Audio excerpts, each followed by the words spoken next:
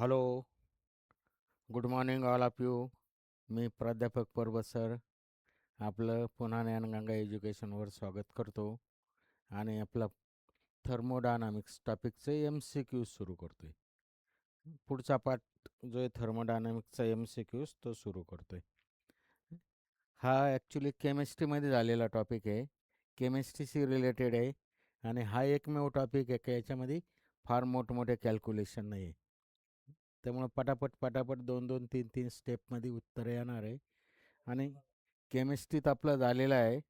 त्यामुळं केमिस्ट्रीमध्ये झालेलं असल्यामुळं पटापट आपल्याला समजायला सोपं होईल. तर ठीक आहे, MCQज आपण सुरू करतो. कॉन्सन्ट्रेशननी वाचायचं आणि सुरू करायचं.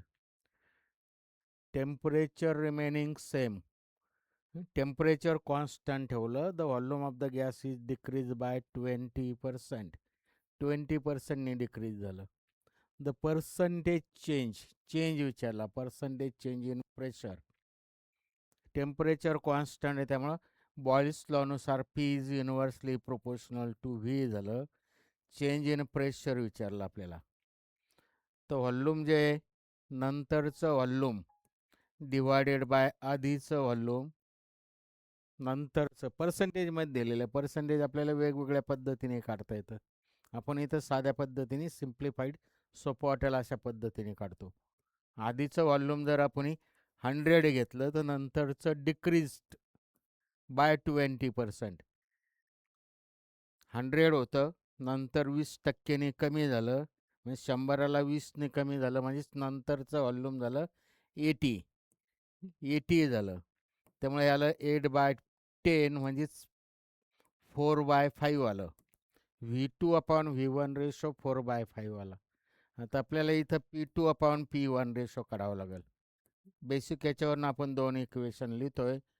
P2 डिवायडेड बाय P1 जो येईल इनव्हर्सली प्रोपोर्शनल असल्यामुळं काय होईल, उलटं होईल. त्यामुळं व्ही वरती व्ही लिहिण्याची थोडी मेथड लक्षात घ्यायची. V1 वरती जाईल, V2 खाली येईल. V1 वरती गेला आणि V2 खाली आला. त्यामुळे इथं जे काय आलं, V2/V1ची किंमत एवढी आहे. आपल्याला इथं V1 डिवायडेड बाय V2 म्हणजे याचा रेसिप्रोकल लागेल. 4/5चा रेसिप्रोकल तो काय येईल, तो 5/4 येईल. 5/4. P2चे व्हॅल्यू काढतो आपण. P2 आधी P2चे व्हॅल्यू काढतो. इंटू P1 इथं P1 दिलेलं आहे का नाही, ठीक आहे. The percentage change in the pressure into P1 झालं. Percentage change in the pressure. P2 is equal to 5/4 into P1. तर P2 मायनस P1. तर ॲक्च्युली याचा भागाकार केला तर आपण हे डिव्हिजन केलं तर काय येईल, द टेम्परेचर, एक मिनटं चेक करा. Temperature remaining constant, the volume of the gas is decrease by 20%, the percentage change in pressure. Percentage change in pressure काढायचा, ठीक आहे. डायरेक्ट हे असं करून मग ते पुढं कॅल्क्युलेशन वाढेल. डायरेक्ट आपण P2/P1 आहे तसाच ठेवू. तो जो आला तो V1/V2 आला. त्यामुळे याचा रेसिप्रोकल 5/4 झालं. 5/4. पर्सेंटेज काढण्याच्या वेगवेगळ्या मेथड आहे. आता इथं साधी मेथड वापरतो मी, आपल्याला लक्षात येईल असं. तर याला मी काय केलं, P2 divided by P1 it is equal to 5/4. 4चं मी 100 करतो. 4चं 100 करतो म्हणजे इथं 25नी 4ला मल्टिप्लाय केलं, वरती 25नी 4 मल्टिप्लाय करावं लागेल 5ला. त्यामुळे ते जे आलं ते 100. P1ची व्हॅल्यू 100 असेल तर P2ची व्हॅल्यू 125 झाली. थोडं लक्षात घ्यायचं. पर्सेंटेजमध्ये मी आता इथं डायरेक्ट आपल्या कॉमन सेन्सनी थोडं लिहून राहिलो. P2/P1 is equal to 125/100. म्हणजे P1 100 असेल तर P2 125 झाला. म्हणजे 100ला 125 झाला, म्हणजे पर्सेंटेज चेंज झालं 25%. म्हणजेच P2 जो आला तो की त्याला, किंवा पर्सेंटेज चेंज आहे डायरेक्ट आलं. पर्सेंटेज चेंज आहे डायरेक्ट आलं याच्यावरनं लक्षात घेतलं तर P1 100 असेल तर P2 जो आला तो 125, म्हणजे चेंज जो आला, पर्सेंटेज चेंज इन प्रेशर, प्रेशरमधला पर्सेंटेज चेंज झाला 25%. आणि तो चेंज जो आहे तो वाढ झालेली आहे, डिक्रीज नाही झाला. तो जर 75 आला असतं, इथं 125च्या ऐवजी 75, तर 25% कमी झाला असता तो. 100ला 125 आला म्हणजे 25% वाढला. It is increased. इन्क्रीज्ड हे पण महत्वाचं आहे. 25%नी इन्क्रीज झाला. This is the answer. 25%नी इन्क्रीज झाला. C is the answer. C is the answer. ठीक आहे, पुढचा दुसरा क्वेश्चन पटापट करायचे. दुसरा, if the heat is if the heat of 110 joule is added to the gaseous system whose internal energy is 40 joule, then the amount of external work done. साधा भाग आहे केमिस्ट्रीमध्ये झालेले, आपलं फार कॅल्क्युलेशनचा भाग नाही हा, साधं केमिस्ट्री सारखंच वाटेल आपल्याला. तर हीट एक्सचेंज किती येतं? Change in internal energy, change in internal energy plus work done. Change in internal energy per plus work done. त्यामुळे वर्क डन जे आलंय ते क्यू मायनस डेल्टा डी. ठीक आहे, डेल्टा लिहितो मी. आपण जे सिम्बॉल वापरलेले आहे ते लिहितो मी. Q minus delta U. Direct दिसतं आपल्याला. 110 म्हणजे हीट दिली, त्याच्यापैकी 40 जूल जे आहे ती इन याच्यासाठी वापरली, चेंज इन इंटरनल एनर्जीसाठी. त्यामुळे राहिलेली जी आहे ती वर्क डनसाठी होईल. त्यामुळे 110 वजा 40 म्हणजेच किती राहिलं? 70 जूल. 110 वजा 40 म्हणजे 70 जूल. ते डायरेक्ट दिसतं आपल्याला. तरी लिहितो मी. 110 minus 40 it is equal to 70 joule. Work done जे आलं ते 70 जूल आलं. That is the answer. C is the answer. पुढचा क्वेश्चन थोडं कॉन्सन्ट्रेशन वाचायचे. थिअरी आपल्याला कॉमन, थिअरी जर लक्षात येत असेल तर थेअरीशी रिलेटेड सगळ्या गोष्टी असतात. कोणतेही क्वेश्चन हे थेअरीशी रिलेटेड असतात, त्यामुळे थेअरी महत्त्वाची असते. The P V diagram of the system undergoing thermodynamic changes is has shown in the work done by the system going from A to B to C is 30 joule. A to B, B to C, म्हणजे ह्या पाथनी जर गेलं तर work done जे आलं ते 30 joule आलं. If 68 joule of the heat is given to the system, then change in the internal energy. Same बेसिकनुसार change in the internal energy. आत्ताचं जे आहे तेच बाय फर्स्ट, म्हणजे थर्मोडायनामिकच्या बेसिक फर्स्ट लॉनुसार चेंज इन इंटरनल एनर्जी विचारलं. आधीच्या याच्यात डब्ल्यू विचारलं होतं, त्यामुळे इथं चेंज इन इंटरनल जे एनर्जी जे आलं ते दिलेली एनर्जी मायनस वर्क डन. दिलेली 68 आहे, मायनस वर्क डन आहे ते 30, त्यामुळे त्याला 38. That is the change in internal energy. ते डायरेक्ट विदाऊट कॅल्क्युलेशनने येतं, तरी आपण इथं लिहिलं 38 joule. This is the answer. पुढचा, which one of the following equation specifies an isocoric process? Isochoric process. Core म्हणजेच व्हॉल्यूम. आयसोकोरिक प्रोसेस म्हणजेच व्हॉल्यूम कॉन्स्टंट झालं, व्ही कॉन्स्टंट झाला.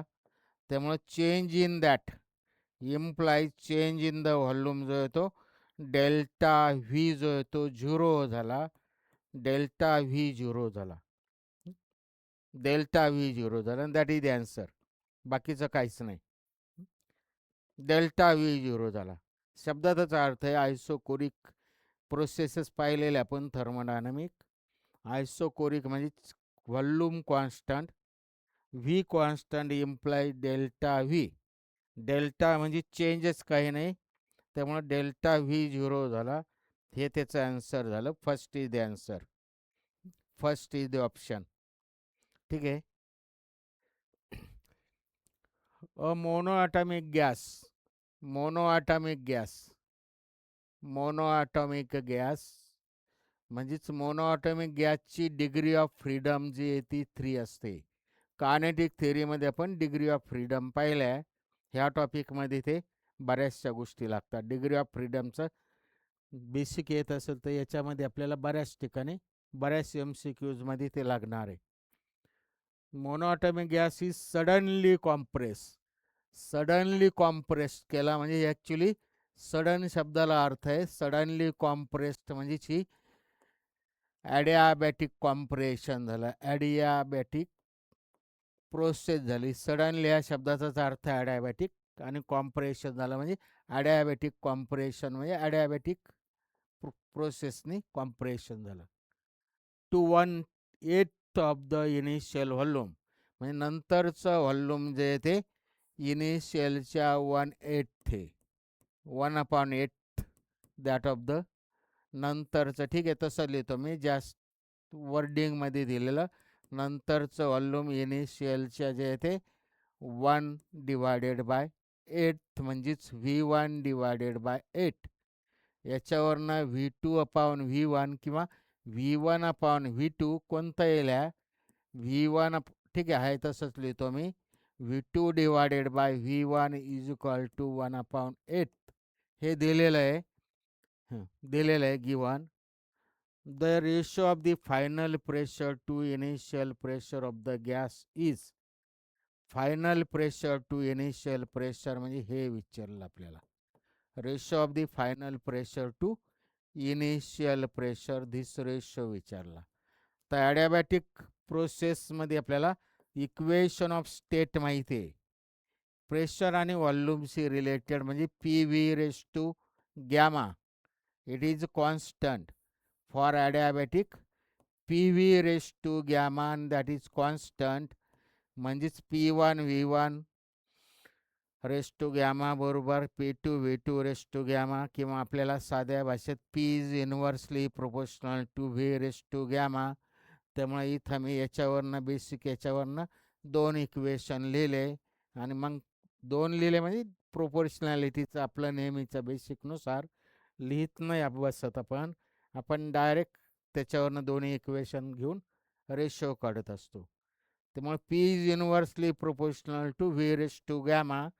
त्यामुळे ते जे येईल V/V. P1 इथं येईल करस्पॉन्डिंग V1 रिव्हर्स इन्व्हर्स लक्षात घेतलं तर. आणि P2 corresponding inversely proportional to V2 म्हणजे ह्या टाईपने येईल. आणि इथं V1/V2 रेशो आहे तो दिलेला आहे आपल्याला. तो आपण इकडं लिहिला आहे. V1/V2 किती येतो? V1/V2 इथं उलटं करावं लागेल आपल्याला. याचा इन्व्हर्ट करावं लागेल. V2/V1 is equal to 1/8. त्यामुळे उलटं केलं that is 8/1. 8/1 raise to gamma. आणि गॅमा आता किती आहे? गॅमा आपण आधीच्या टॉपिकमध्ये पाहिलेलं. आपण डिग्री ऑफ फ्रीडमचं फार बेसिक पाहिलेलं आहे व्यवस्थित. त्यामुळे डिग्री ऑफ फ्रीडम मोनोॲटॉमिकची 3 झाली. त्यामुळे याचा याचा काय गॅमाचा ॲक्च्युली गॅमा म्हणजेच ॲडियाबॅटिक कॉन्स्टंट. तो किती होईल? डिग्री ऑफ फ्रीडम 3 झालं. त्यामुळं नेहमीच आता आपण काल पाहिलं आहे याच्या आधीच्या टॉपिकमध्ये त्याचा त्या 3मध्ये 2 मिळवलं तर याचा भागा डिव्हिजन 5/3 गॅमा CP/CV. त्या बेसिकनुसार ते कॅल्क्युलेशन करून थोडक्यात डिग्री ऑफ फ्रीडममध्ये 3 मिळवले. हे 3 तसंच आणि ते 3मध्ये 2 मिळवले तर हे होईल त्याचा गॅमा. गॅमा आपल्याला काढता येत असतो. इथं दिलेला आहे तरी गॅमा इज गिवन. गॅमा दिलेला आहे 5/3. त्यामुळे त्याचा 5/3 हे आलं. हा 8 जो आहे तो 2चा घन आहे. 8 जो आहे तो 2चा घन आहे म्हणजे ॲक्च्युली हे 2^3^5^3 5/3. हा 3 कॅन्सल झाला आणि 2चा 5वा घातांक 2^5. 2^5 किती झाला? 2चा घन 8, 8 दुनी 16, 16 दुनी 32. त्यामुळे हे आलं 32. 32 आला. दिस रेशोच विचारला होता आपल्याला. रेशो विचारला आणि that is 32 is the answer. A is the answer. Same basic, same basic, वेगळे काहीच नाही. साधे फक्त फिजिक्समध्ये कॅल्क्युलेशन अवघड नसतात. थोडं कन्सेप्ट जर क्लिअर असेल आणि कॅल्क्युलेशन आपण फास्ट करायची हॅबिट असेल तर ते पटापट सुटतात. The ratio of the work done. The ratio विचारला. Work done by an ideal rigid diatomic gas, by an ideal rigid diatomic gas to the heat supplied by the gas. हा ratio विचारला. Work done to the heat supplied, this ratio विचारला. By the gas in an isobaric process. Isobaric process, isobaric प्रोसेसमध्ये pressure constant आहे. Work done जे येतं, work डनचा ratio विचारला. आता आयसोबारिक प्रोसेसमध्ये वर्क डन जे येतं, वर्क डन येतं काय? प्रेशर कॉन्स्टंट आहे P delta V. Work done जे येतं ते P delta V. Isobaric process. तर इथं काय काढायचं थोडं लक्षात घ्यायचं. Ratio of the work done by an ideal gas. Direct आपल्याला याचा फॉर्म्युला येतो. आता याच्या आधीच्या टॉपिकमध्ये पाहिलेला असेल तर work done divided by heat up supplied, हा फॉर्म्युला जो येतो तो ॲक्च्युली 1-1/γ असा येतो. 1-1/γ. आणि ह्या केसमध्ये गॅमा जो येतो, गॅमा जो येतो कोणता गॅस आहे त्याच्याकडे बघून कळतं. मागाशी बोललो आपण डायटॉमिक, रिजिड डायटॉमिक आहे. रिजिड डायटॉमिक म्हणजे त्याची डिग्री ऑफ फ्रीडम जी आहे ती डायटॉमिक डिग्री ऑफ फ्रीडम जी आहे ती 5 झाली. Rigid diatomic. नॉन रिजिड असतं तर ते 7 झालं असतं. इट इज रिजिड डायटॉमिक, त्यामुळे त्याची डिग्री ऑफ फ्रीडम 5 झाली. आणि आत्ता मगाशी बेसिकनुसार आपण जसं याचं लिहिलं होतं, ती डिग्री ऑफ फ्रीडम म्हणजेच ते खाली लिहिलं आणि त्याच्यात 2 मिळवलं तर हा त्याचा रेशो झाला गॅमा. गॅमा इथं दिलेला नाही. गॅमा कसा काढायचा आधीच्या टॉपिकमध्ये आपण कायनेटिक थेअरीमध्ये फार डिटेल पाहिलेलं आहे.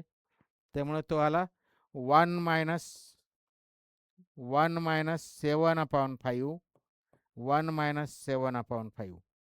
गॅमा जो आला तो 1-7/5.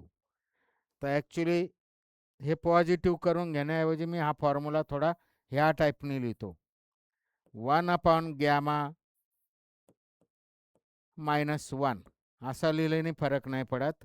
आणि गॅमा जो आला तो किती आला चेक करतो मी. डिग्री ऑफ फ्रीडम 5 झालं. त्यामुळं CP डिवायडेड बाय CV हे सगळं कॅल्क्युलेशन करून गॅमाची किंमत आली 5 मध्ये 2 म्हणजे 7/5. 7/5. त्यामुळे हाला 7 डिवायडेड बाय 5 - 1 म्हणजे हे सिम्प्लिफाय केलं. 7 - 5 म्हणजे 2 डिवायडेड बाय 5. 2/5 आलं. It is 2 divided by 5. तर 2 डिवायडेड बाय 5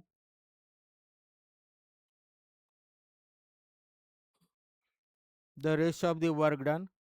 कुठं ऑप्शनमध्ये दिसा चेक करतो मी. रिजिड डायटॉमिक, डायटॉमिक म्हणजे त्याची डिग्री ऑफ फ्रीडम 5 झाली. त्यामुळे 5 आणि 2 7 divided by 5. 7 divided by 5. 7 divided by 5. त्यामुळे 5 मधून 7 divided by 5 W/Q. Ratio of the work done. Work डनच वरती विचारलेलं चेक करतो. त्यामुळे हे आलं 7 मधनं 5 गेले, 2 राहिले. 2 डिवायडेड बाय 5. 2 डिवायडेड बाय 5 हा रेशो आलेला आहे खरा. रेशो हा आला 2 डिवायडेड बाय 5. 2 divided by 5. त्यामुळे इथं ॲक्च्युली इथं 5 पाहिजे, इथं 5 लिहा. प्रिंटिंग मिस्टेक आहे काहीतरी क्वेश्चनमध्ये. इथं 5 घेतलं तर या क्वेश्चननुसार that is the correct answer. 2/5 हे त्याचं करेक्ट आन्सर होईल. गॅमा चेक केला, पण याची गरज नाही आपल्याला वर्क डनची. डायरेक्ट इथं डायॲटॉमिक म्हणल्यामुळे आपल्याला ते आणि मग ह्या फॉर्म्युला वापरता येईल. 1/γ-1 1/γ-1 गॅमा 7/5 इट इज. ठीक आहे, ते आन्सर झालं. काय होतं, प्रिंटिंग थोडी मिस्टेक असली किंवा वर्डिंग थोडं काही झालं तर मग ते आन्सर आपल्याला आलं तरी आपल्याला थोडं पुन्हा पुन्हा चेक करावं लागतं. पुन्हा पुन्हा चेक करावं लागतं. शंका येते थोडी. If 4 meter cube of the gas is heated at the pressure 10⁵ Newton per meter square, its volume increased by 10%, then the external work done by the gas. External work done by the gas, basic work done बरोबर pressure into change in volume, म्हणजेच pressure into change in volume म्हणजेच V2 minus V1. नंतरचं volume increase झालं, increase झालेलं minus आधीचं, त्यामुळे V2 minus V1च येईल. V2 जे आहे ते 10%नी वाढलं. ठीक आहे, मी हे साध्या मगाशी लिहिलं त्याच पद्धतीने लिहितो. इनिशियल व्हॉल्यूम जर 100 घेतलं, इनिशियल व्हॉल्यूम जर 100 घेतलं तर नंतरचं व्हॉल्यूम 10%नी वाढलं म्हणजे 110 झालं. त्यामुळे ते आलं 1.1. V2/V1 जे आलं ते 1.1 आलं. V2/V1 1.1 आलं. V2/V1 पर्सेंटेजमध्ये ते आलं 1. पर्सेंटेजमध्ये नाही आलं का ॲक्च्युली, त्याचा रेशो आला 1.1. त्यामुळे याच्यावरून आपल्याला V2 divided by V1 minus 1 असं काढता येईल, किंवा डायरेक्ट V2ची किंमत in terms of the V1 टाकता येईल. याच्यावरनं V2ची किंमत आली 1.1 V1. त्यामुळे V2ची किंमत टाकली मी 1.1 V1 मायनस V1. प्रेशरची व्हॅल्यू दिलेले 10⁵. 10⁵. संपलं उत्तर इथं. V2/V1 10⁵. V2 मायनस काय झालं, V1 कॉमन काढला. V1 कॉमन काढला, शिल्लक राहिलं 1.1 मायनस 1. आणि V1 कॉमन काढला, V1 जो आहे तो कॉमन काढला. व्हॉल्यूम दिलेलं इनिशियल 4, त्यामुळे V1 इथं कॉमन काढला. ठीक आहे, स्टेप लिहितो मी. V1 कॉमन काढला, त्यामुळे आलं 10⁵. V1ची व्हॅल्यू आहे 4 मीटर क्यूब इंटू 1.1 मायनस 1 म्हणजेच 0.1. 0.1 आणि 0.1 म्हणजेच 10⁻⁻1. 10⁻⁻1. V2 is equal to 1.1 V1. हे बाजूचं आहे, त्यामुळे हे 0.1 म्हणजे 10⁻⁻1 आणि हे 10⁻+5 म्हणजे राहिले 10⁻4. 4 तसाच. This is the answer. This is the answer. 4 into 10⁻4 joule. जूलमध्ये येते, SI युनिटमध्ये. This is the answer. second option is the answer. 4 into 10⁻4. 4 into 10⁻5 नाही येणार. Initial volume of the gas दिलेलं आहे. त्यामुळे नुसतं V2/V1 1.1 घेऊन नाही चालणार. V2 ची value in terms of the given म्हणजेच V2 is equal to 1.1 V1 असंच येईल. V1ची व्हॅल्यू आपल्याला टाकावं लागेल, त्यामुळे नीट थोडं लक्षात घ्यायचं. ते 4 इंटू 10⁻5 नाही येणार. 4 इंटू 10⁻4 येईल. 4 into 10⁻4. This is the correct answer. ठीक आहे, पुढचा an ideal gas. An ideal gas having pressure, volume, temperature goes thermodynamic process in which dW is equal to 0 and dQ is less than 0. dW is equal to 0, work done is 0 and dQ is less than 0. DW work done 0 झालं.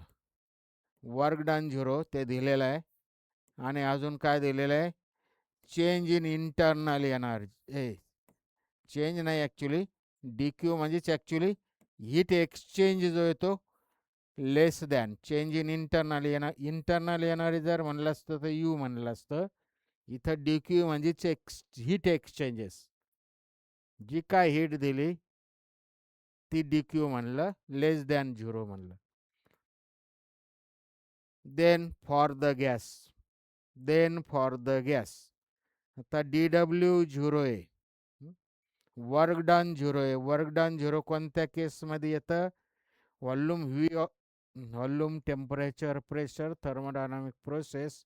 Work done 0 कोणत्या केसमध्ये येतं, change in internal energy plus W by first law. हा first law of thermodynamic झाला. Work done 0 झालं म्हणजे change in internal energy जे that is always, इथं जी काय आली ह्या केसमध्ये वर्क डन 0 झालं. ॲक्च्युली ती प्रोसेस जी आहे, वर्क डन 0 झालं म्हणजे ती प्रोसेस जी आहे ती आयसोकोरिक प्रोसेस झाली. Isochoric process, no change in the volume, त्यामुळे वर्क डन 0 झालं. किंवा बाय ते बेसिक झालं थर्मोडायनामिकच्या फर्स्ट लॉनुसार, त्या बेसिकनुसार, किंवा इथं डायरेक्ट किमती टाकून आलं. जी काय इंटरनल एनर्जी दिलेली आहे ती that is completely heat given to the system, heat exchange is completely used for change in internal energy. त्यामुळे चेंज इन इंटरनल एनर्जीसाठी वापरली गेली हीट एक्सचेंज. तर चेंज इन इंटरनल एनर्जी म्हणजे इथं ॲक्च्युली क्यूला DQ म्हणला आपण, जर काय क्यू शब्द वापरला इथं त्याला DQ म्हणला. त्यामुळे मी ते इथल्या करस्पॉन्डिंग वर्डिंग लिहितो. त्यामुळे जी काय इंटरनल एनर्जी आहे DQ is equal to DQ is equal to DU.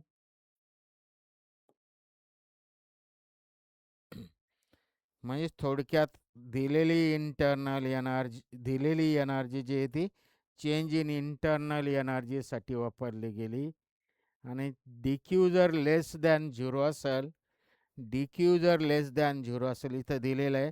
त्यामुळे चेंज इन इंटरनल एनर्जी काय होईल, लेस दॅन 0 होईल, म्हणजेच निगेटिव्ह होईल. म्हणजे थोडक्यात निगेटिव्ह होईल म्हणजेच काय झालं, then for the gas volume DQ negative झाला. त्यामुळं then for the gas V will decrease का इन्क्रीज होईल ते काढायचं आपल्याला.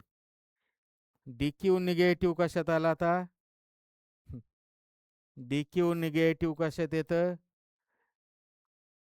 सिस्टमचं आपण पाहिलं. DQ निगेटिव्ह आला म्हणजे सिस्टमची एनर्जी दिलेली हीट एनर्जी, हीट एक्सचेंज, इथं हीट एक्सचेंज येतो दिलेले आहे. त्याला दिलेले, नॉट एक्सचेंज म्हणजे it is given to the system, not it is release नाही झाली, गिवन झाली, गेन झाली. त्यामुळे सिस्टीमला हीट गेन झालेली ती चेंज इन इंटरनल एनर्जीसाठी वापरलं. आणि DQ जर निगेटिव्ह असेल तर आपण पाहिलं हीट बाहेर पडली. DQ जर निगेटिव्ह असेल तर काय झालं, DU निगेटिव्ह झाला. आणि DU निगेटिव्ह झाला म्हणजे एक्सपान्शन झालं. तर इथं काय झालं, T विल बी डिक्रीज होईल का इन्क्रीज होईल ते आपल्याला चेक करायचं. T विल बी डिक्रीज होईल का इन्क्रीज, किंवा V will be increase, P may increase और डिक्रीज. तर इथं व्हॉल्यूम तर बदलत नाही, वर्क डन 0 आहे. त्यामुळे V विल इन्क्रीज हे उत्तर नाही आलं. पीचा काही संबंध नाही इथं, राहिलं फक्त T विल इन्क्रीज और decrease. Heat change in internal एनर्जीसाठी वापरली गेली. त्यामुळे सिस्टीमचं टेम्परेचर काय झालं, ॲक्च्युली सिस्टमचं दिलेले हीट चेंज इन इंटरनल एनर्जीसाठी वापरली, एवढं जर असतं तर मग सिस्टीमचं टेम्परेचर वाढलं असतं. पण इथं डी क्यू जो आहे तो लेस दॅन झिरो आहे. डी क्यू लेस दॅन झिरो आहे, त्यामुळे काय होईल इथं ॲक्च्युली इट विल डिक्रीज. हे त्याचं आन्सर होईल बेसिकनुसार.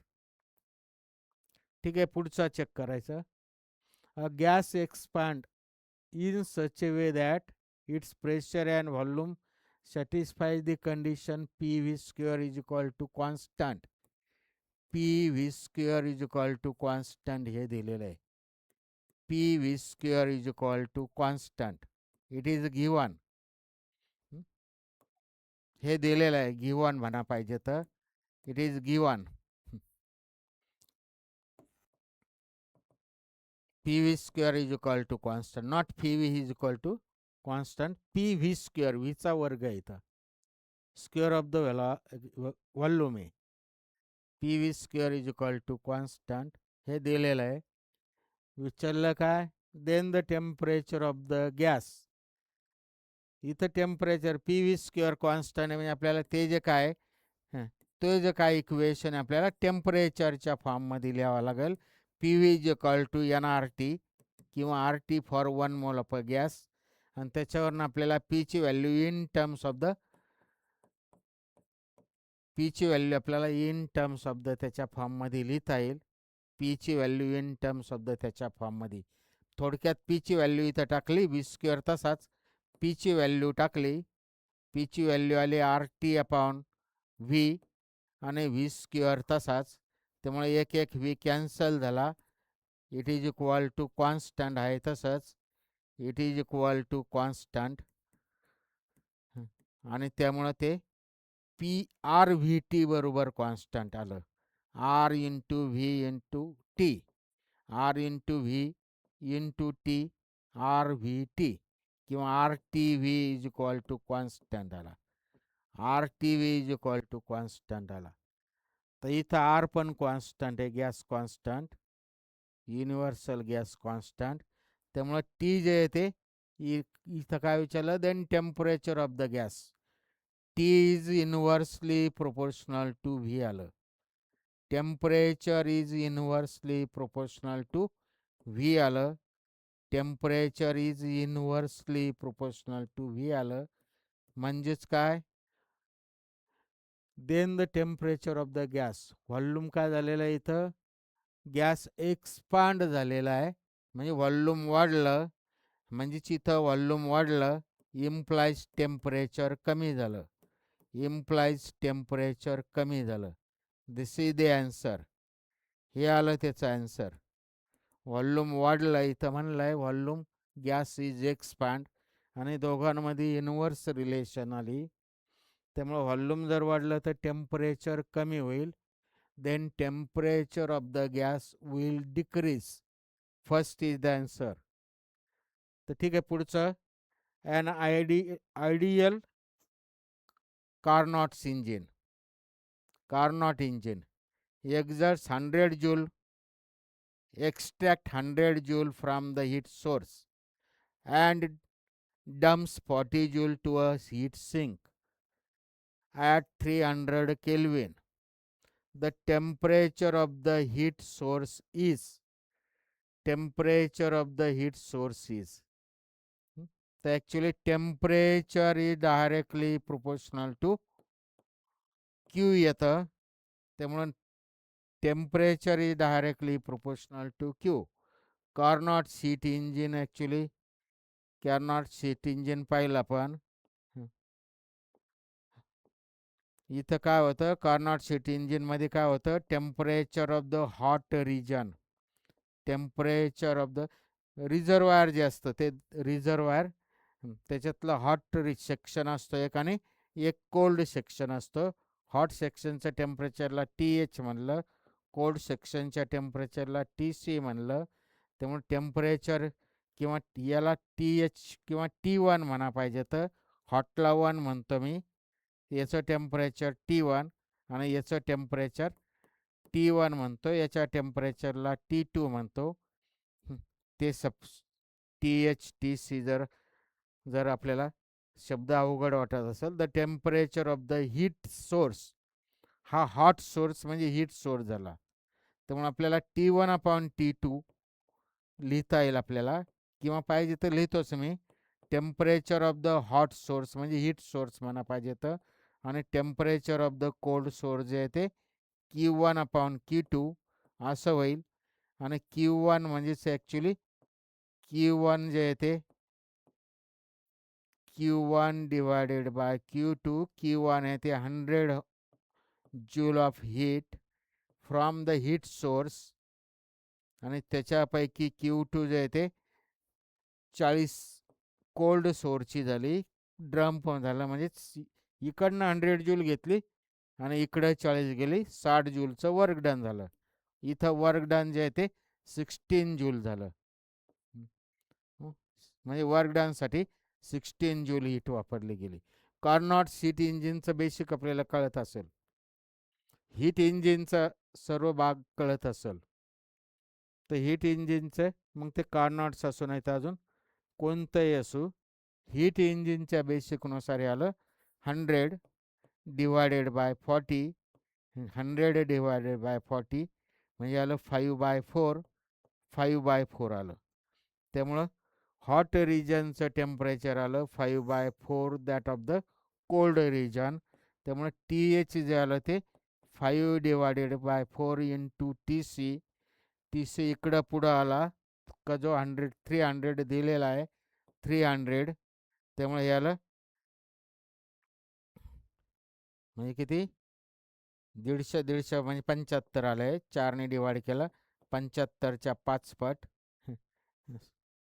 75च्या 5 पट. काय करायचं कॅल्क्युलेशन कसंही करा. 4 75 150 300 75च्या 5 पट.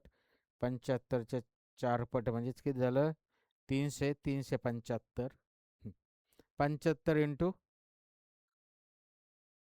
5 75.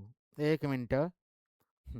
इथं 10 डिवायडेड बाय 4 म्हणजेच त्याला भागला मी. कॅल्क्युलेशन थोडे केअरफुली करावं लागतात फिजिक्समध्ये. कॅल्क्युलेशन केअरफुली करावं लागतात. तर 10 डिवायडेड बाय 100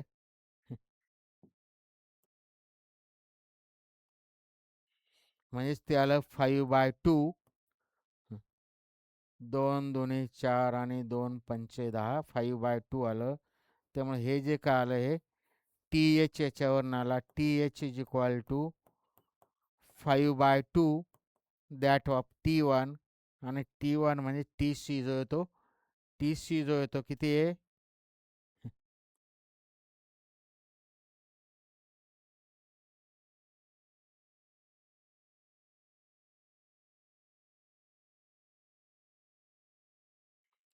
TC जो येतो 300 केल्विन आहे. TC जो येतो 300 केल्विन आहे, 300 केल्विन. त्यामुळे 300 डिवायडेड बाय 2 म्हणजे 150. 150च्या 5 पट. 150च्या 5 पट म्हणजे हा आला 750. TH जो आला तो 750 केल्विन आला. आणि this is the answer. 5 into 150चे 5 इंटू 150 म्हणजे 150च्या 5 पट. म्हणजे त्याला 750. 15 5 75. 75 1 0. 750 म्हणजे दिस इज द आन्सर. हे जे आलं त्याचं उत्तर आलं 750. 750 केल्विन. ठीक आहे, पुढचा करायचा. पुढचा question.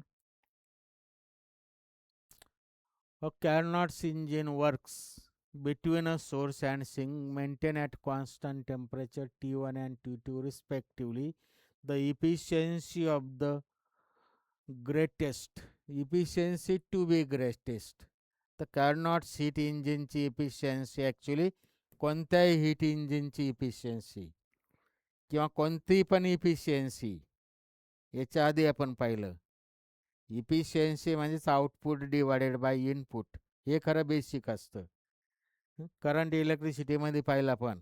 Output divided by input म्हणजे त्याला गेन म्हणतात. इफिशियन्सीला काय करस्पॉन्डिंग तिथं गेन म्हणतात. ठीक आहे, इथं output output divided by input म्हणजे हे येईल. आउटपुट डिवायडेड बाय इनपुट म्हणजे येईल. आणि आउटपुट परत आता ते मागाचं हीट इंजिन इकडनं इकडं हॉट रिजनकडून कोल्ड रिजनकडे गेलं. Temperature of hot region, temperature of the cold region, इकडं वर्क डन होईल. हां, साधी त्याची एनर्जी फ्लो डायग्राम काढतो आपण हीट इंजिनची. म्हणजेच कार्नॉट हीट इंजिन असो नाही तर कोणतंही असो, हीट ह्या टाईपनी फ्लो होणार आहे. हायरकडून लोअरकडं काही वर्क डनसाठी वापरली जाते. त्याची हीट इंजिनची एनर्जी फ्लो डायग्राम बेसिक. तर आउटपुट अपॉन इनपुट आणि हे आउटपुट जे येणार आहे डब्ल्यू जे येणार आहे ते T H minus T C येणार आहे. T H minus T C. आणि क्यू एच म्हणजेच ॲक्च्युली हाला Q directly proportional to temperature. Q is directly proportional to temperature. Carnot heat engine म्हणजेच आउटपुट डिवायडेड बाय इनपुट. आउटपुटला जे काय work done आलं ते किती आलं T H minus T C येणार आहे. आणि क्यू एच डायरेक्टली टीच्या फॉर्ममध्ये लिहिलं त्यामुळे ते आलं टी एच येईल. आणि टी एच म्हणजेच काय ॲक्च्युली किंवा आपल्या साध्या भाषेत लिहिलं मागाच्यासारखं मी आपल्याला इथं T1 T2 म्हणलं. T1 T2 म्हणजे ॲक्च्युली हे T1 झालं, याच्या करस्पॉन्डिंग T2 झालं. त्यामुळे ते आलं actually T1 - T2 divided by T1. T1 - T2 divided by T1.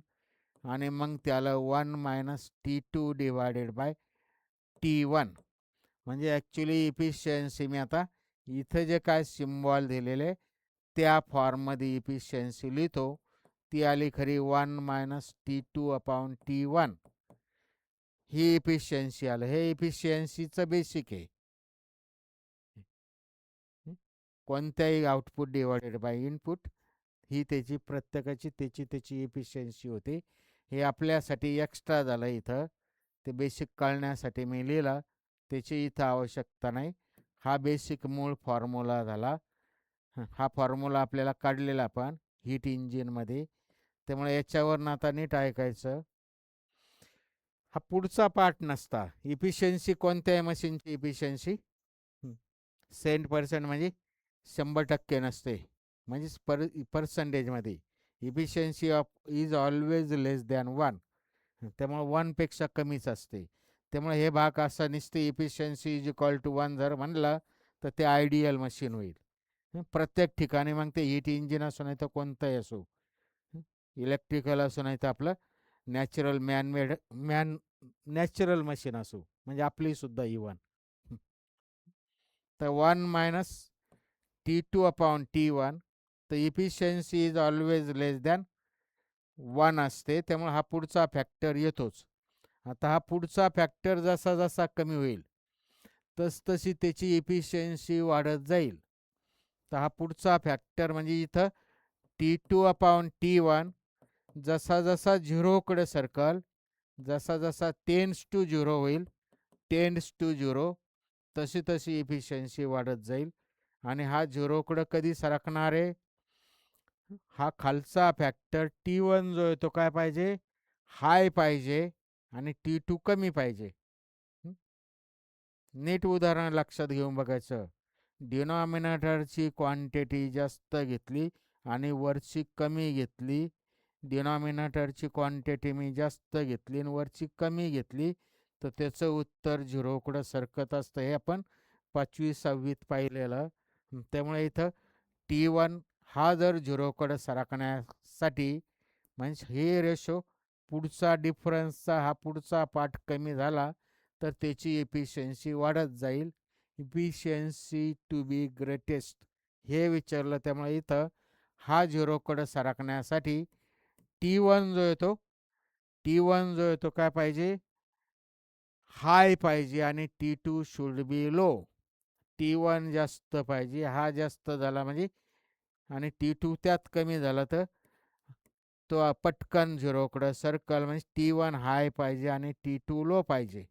असं जर होत असेल, असं जर होत असेल तर आणि तरच तो फॅक्टर जो आहे तो झिरोकडं सर्कल. त्यामुळे T1 इज हाय हे आपल्याला कळण्यासाठी कळण्या इतकं लिहिलं मी. T1 जर वाढत असेल आणि T2 जर कमी होत असेल, T2 जर कमी होत असेल तर दॅट इज दी पुढचा पार्ट झिरो होईल, म्हणजेच इफिशियन्सी का होईल, म्हणजेच इथं लिहितो पाहिजे तर इम्प्लाइज इफिशियन्सी वाढत जाईल. इम्प्लाइज, ठीक आहे, इथं लिहितो मी, एवढ्या जागेत बसवतो. हा जर झिरोकडं सरकायचा असेल तर T1 जो आहे तो हाय पाहिजे, T2 जो आहे तो लो पाहिजे. असं जेव्हा होईल तेव्हाच इफिशियन्सी जी आहे ती वाढत जाईल. या शब्दामध्ये सगळं आलं. त्या शब्दामध्ये आलं म्हणजे T1 must be high and T2 must be low. Last is the answer 11चं. याचा आन्सर लास्ट आला. पुढचा, a gas at NTP is suddenly compressed to 1/4 of its initial original volume. Compress झाला म्हणजे नंतरचं व्हॉल्यूम काय झालं, 1/4 ऑफ द इनिशियल, म्हणजे हे आलं. It is given the final pressure compressed झाला. सडनली कॉम्प्रेस, परत ह्या शब्दाला अर्थ आहे सडनली कॉम्प्रेस झाला म्हणजे ही काय झाली, ॲडियाबॅटिक प्रोसेस झाली. It is adiabatic process. Adiabatic compression झालं ॲक्च्युली, हे ॲडियाबॅटिक प्रोसेस झाली. The final pressure in the atmosphere is, नंतरचा प्रेशर विचारला. ॲडियाबॅटिक कॉम्प्रेशन झालं. ॲडियाबॅटिकसाठी इक्वेशन ऑफ द स्टेट आपल्याला माहिती आहे. ॲडियाबॅटिक प्रोसेससाठी इक्वेशन ऑफ द स्टेट आपण पाहिलेलं आहे.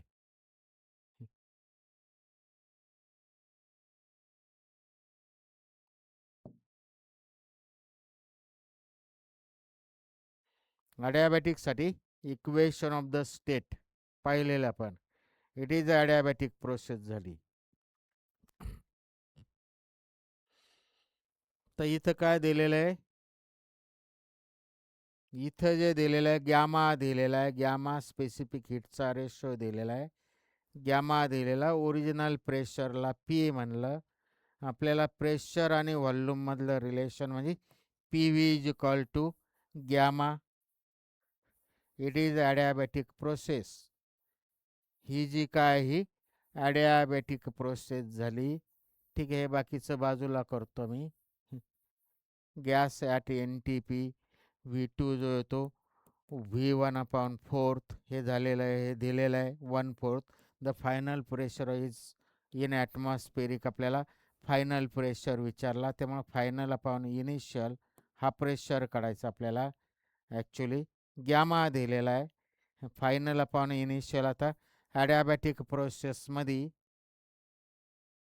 Gas original volume the final gas at NTP suddenly compress. Suddenly compress म्हणजे it is adiabatic. Adiabatic process झाली, ॲडियाबॅटिक. आणि ॲडियाबॅटिकमध्ये काय असतं, P V race to gamma is equal to constant. मग अशी काढला पण या टाईपनी, म्हणजे P inversely proportional to V race to gamma.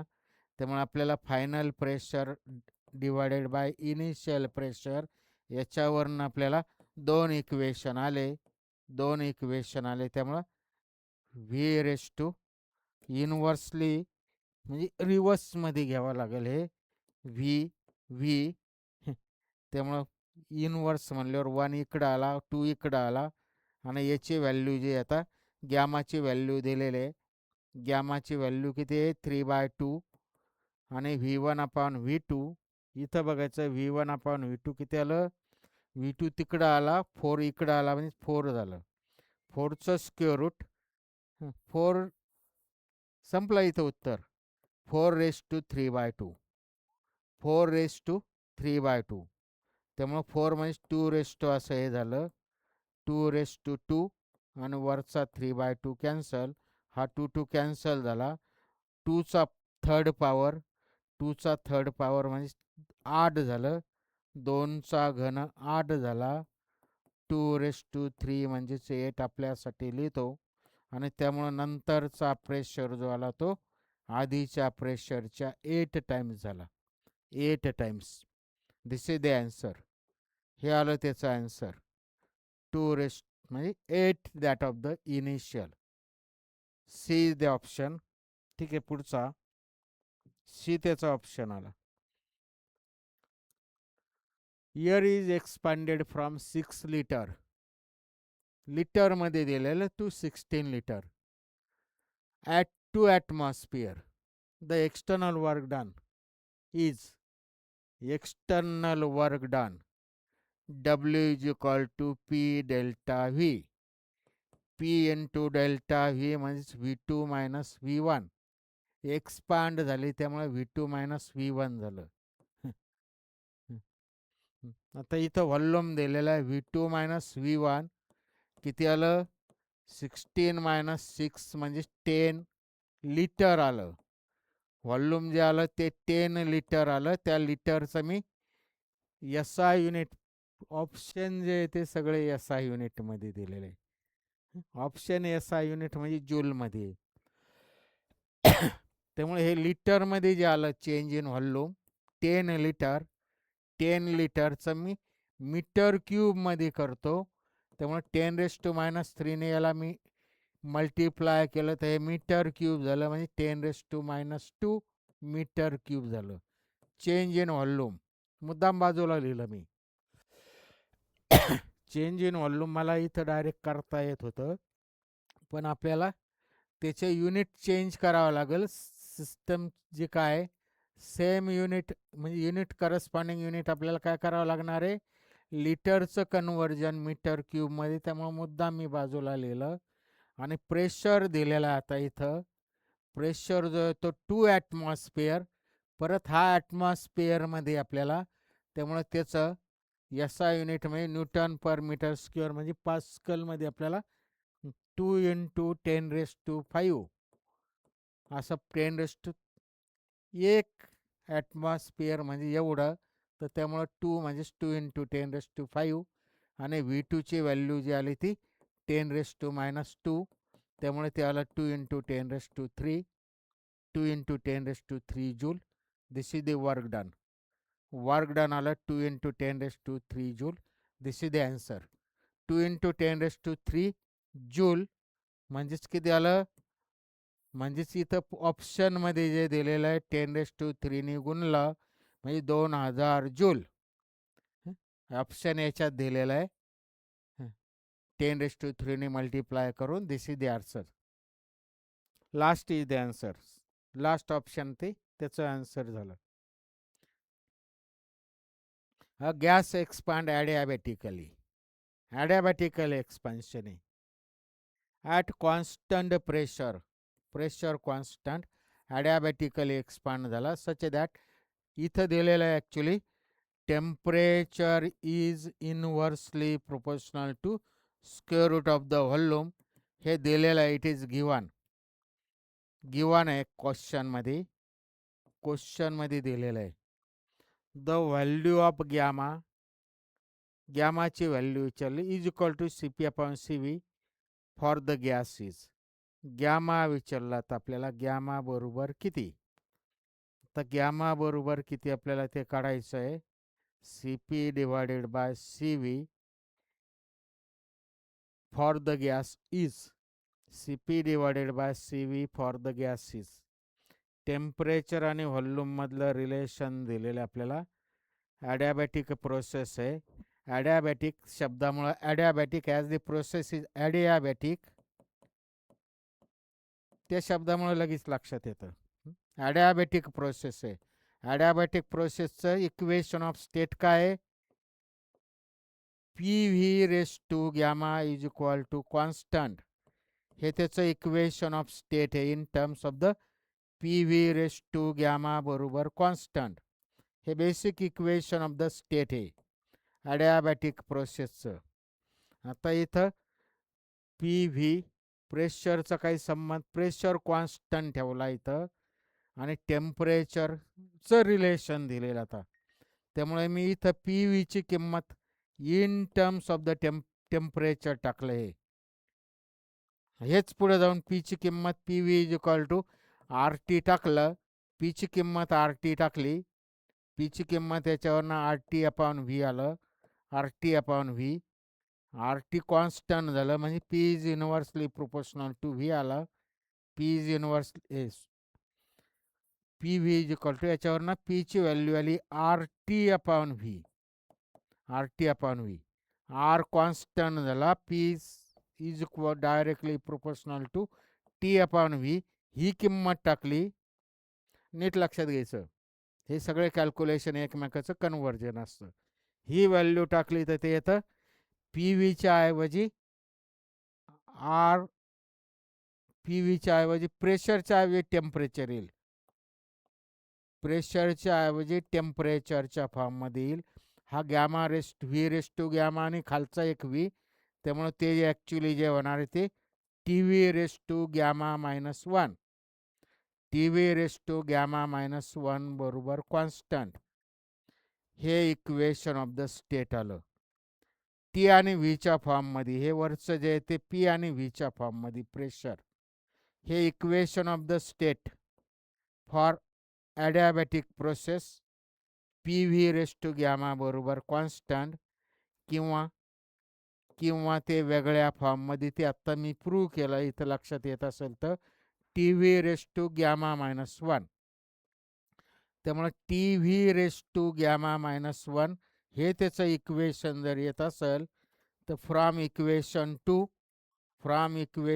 काय आलं, T is directly proportional to one upon V race to gamma minus one, T is inversely proportional to V race to gamma minus one.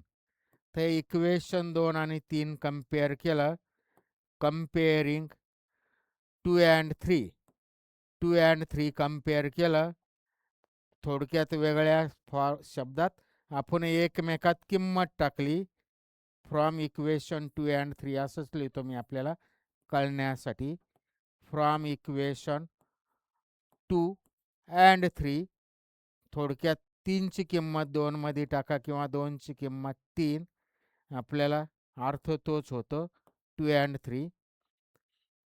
हे जे आलं ते 3ची किंमत मी 1 मध्ये टाकली, V race to gamma minus one, V टीच्या ठिकाणी हे टाकलं म्हणजेच 1 upon V race to gamma minus one is equal to 1 upon V race to किती आलं, हे रूट म्हणजेच रेस टू 1 हाफ आलं.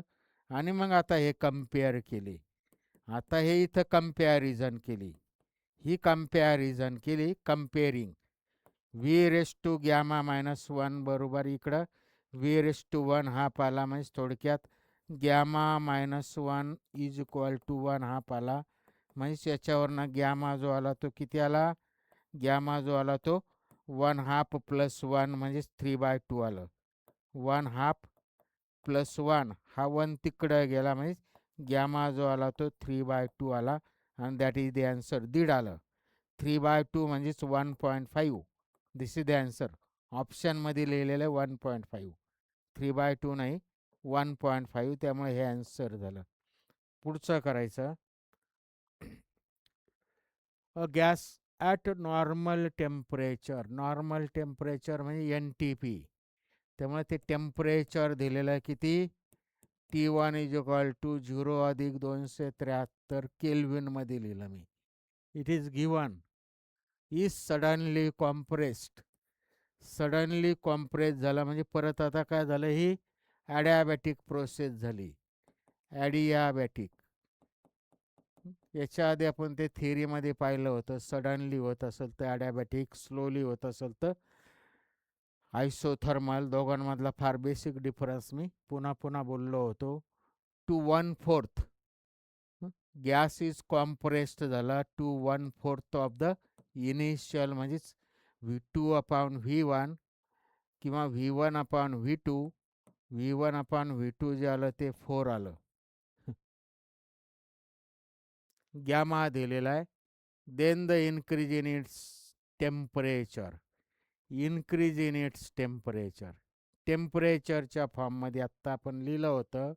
ॲडॅबॅटिक प्रोसेस जे आहे ते टेम्परेचरच्या फॉर्ममध्ये T V race to gamma -1 हे कॉन्स्टंट येतं. म्हणजे T V race to gamma -1 हे कॉन्स्टंट येतं. नुसतं गॅमा नाही. टी व्ही टी जर आलं तर गॅमा -1 येतं व्हीच्या डोक्यावर. आणि ते जर पी असेल, पी व्ही जर असेल तर गॅमा येतं. आत्ता काढला पण प्रूव्ह केलं. हे कॉन्स्टंट झालं. इट इज कॉन्स्टंट म्हणजे T is inversely proportional to V race to gamma -1. आपल्याला आता काय विचारलं? Then the increase in its temperature. याच्यावरनं दुसरं टेम्परेचर म्हणजे T2/T1 जे आहे ते इन्व्हर्सली, त्यामुळं रेस टू गॅमा -1. तसंच व्ही व्ही इन्व्हर्स असल्यामुळे हे 1 इकडं आलं आणि 2 इकडं आला. मुद्दाम मी ते कलरमध्ये लिहित असतो आपल्याला लक्षात येण्यासाठी. रेस टू गॅमा -1 तसंच. आणि V1/V2 जो येतो 4 रेस टू गॅमा जो इथं दिलेला आहे, गॅमा जो येतो 1.5. 1.5 म्हणजेच 3/2. पाहिजे तर आहे तसाच लिहितो मी. म्हणजेच 4 रेस टू 3/2 झालं. आणि 4 म्हणजे 2चा वर्ग रेस टू 3/2 झालं. 2 2 कॅन्सल झालं. 2चा घन दॅट इज 8. 8 T2 जे आहे ते 8 times that of the T1 झालं. T2 जो येतो 8 times that of the T1 झालं. आपल्याला इथं काय विचारलं? Then the increase in temperature. Increase in temperature. Increase in temperature 2चा घन 8. V2/V1 काय आहे? 1/4. चेक करतो. V2/V1 1/4 झाला म्हणजे V1/V2 4 झाला. 4चा 3/2. 4चा 3/2. 1/2 कॅन्सल झाले. 2चा घन 8. त्यामुळे नंतरचं टेम्परेचर आहे आधीच्या 8 पट आलं. आपल्याला इन्क्रीज इन टेम्परेचर विचारलं. इन्क्रीज इन टेम्परेचर त्यामुळे T2 - T1 विचारलं खरं आपल्याला. T2 - T1 किंवा आपल्याला ठीक आहे इन्क्रीज इन टेम्परेचर. इथं काहीतरी घोळ दिसतो परत प्रॉब्लेममध्ये. प्रॉब्लेममध्ये थोडी मिस्टेक दिसते. Suddenly compress to 1/4. 1/4 म्हणजेच V2 is equal to compress केलं. नंतरचं व्हॉल्यूम 1/4 ऑफ द इनिशियल झालं. नंतरचं व्हॉल्यूम 1/4 ऑफ द इनिशियल झालं. V1/V2 it is equal to 4. 4चा स्क्वेअर रूट 2. 2चा घन 8. नंतरचं टेम्परेचर आलं T2/T1 जे आलं ते 8 आलं. इथपर्यंत ठीक आहे. आता मिस्टेक काय आहे ते चेक करतो आपण. T2/T1 जे आलं ते 8 आलं. Gas is at normal temperature. Normal टेम्परेचरला होता म्हणजे 273 केल्विनला.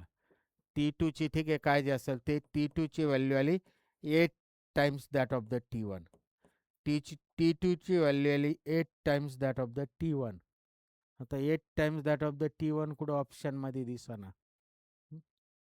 तर नॉर्मल टेम्परेचर म्हणजेच 273च्या 8 पट. ॲक्च्युली काहीतरी मिस्टेक आहे. 2 टाइम्स पाहिजे. त्याचं उत्तर इथं जे दिसतात ना हे 2 टाइम्स यायला पाहिजे होतं. हे 2 टाइम्स दॅट ऑफ द असं.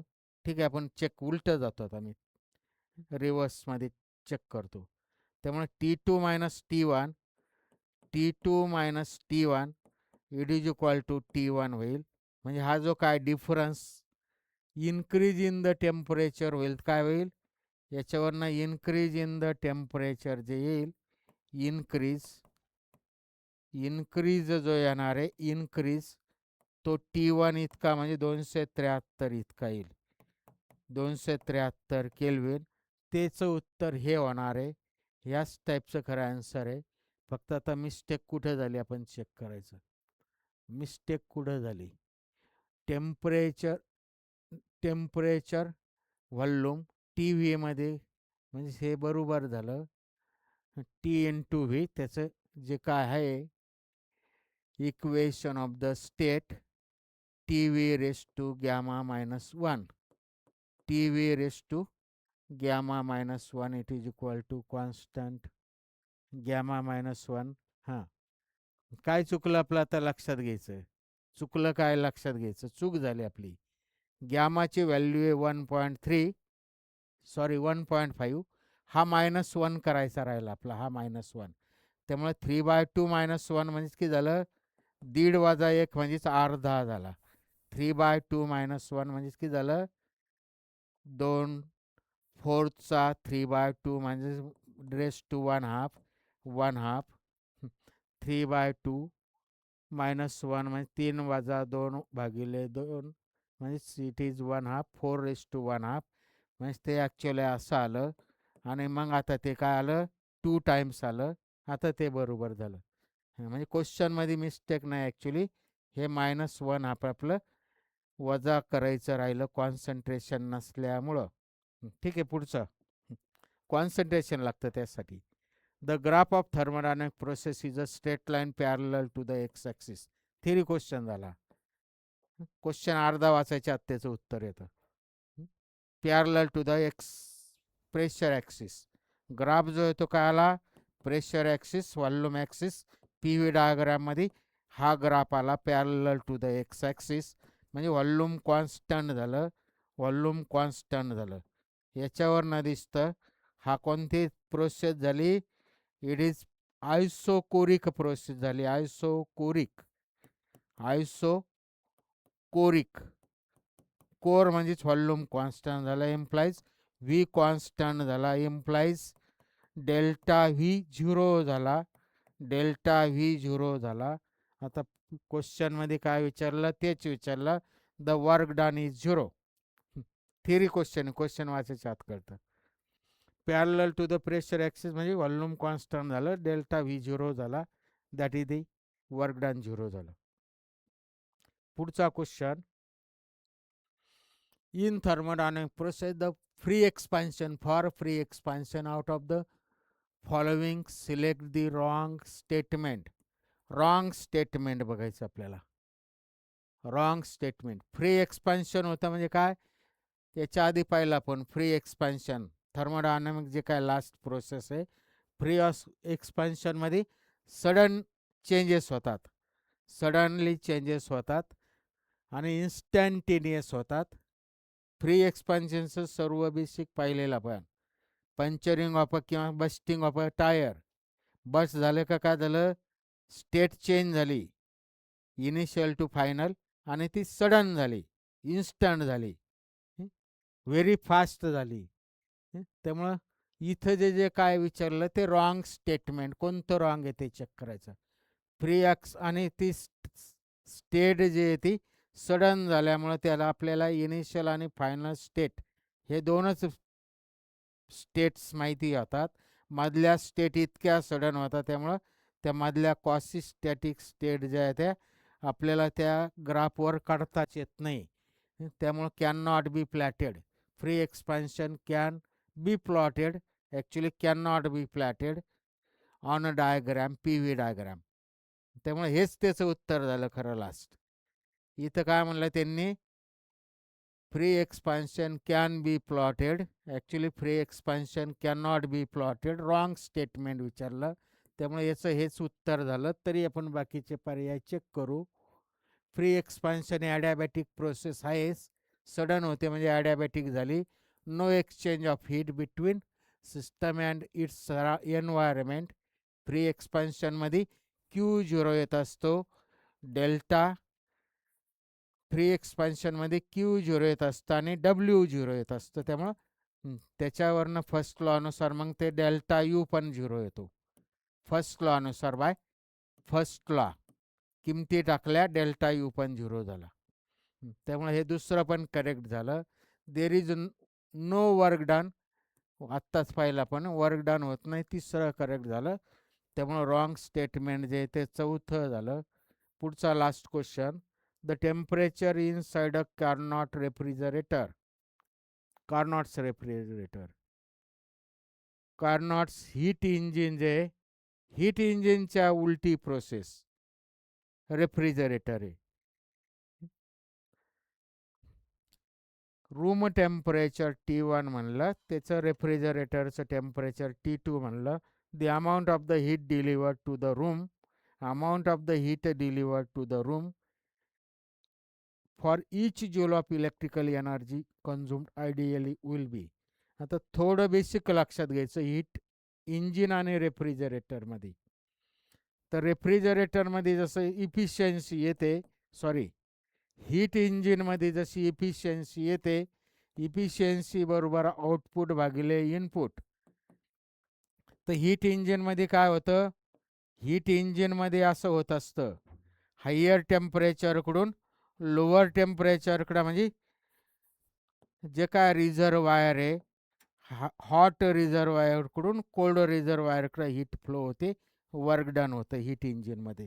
रेफ्रिजरेटरमध्ये नेमकं उलटं होतं. रेफ्रिजरेटरमध्ये काय होतं, कोल्डकडून हॉटकडं हीट फ्लो होते, कोल्डकडून हॉटकडं, कोल्डकडून हॉटकडं होते. त्यामुळे याला काय म्हणलं ॲक्च्युली, ठीक आहे लिहितो मी.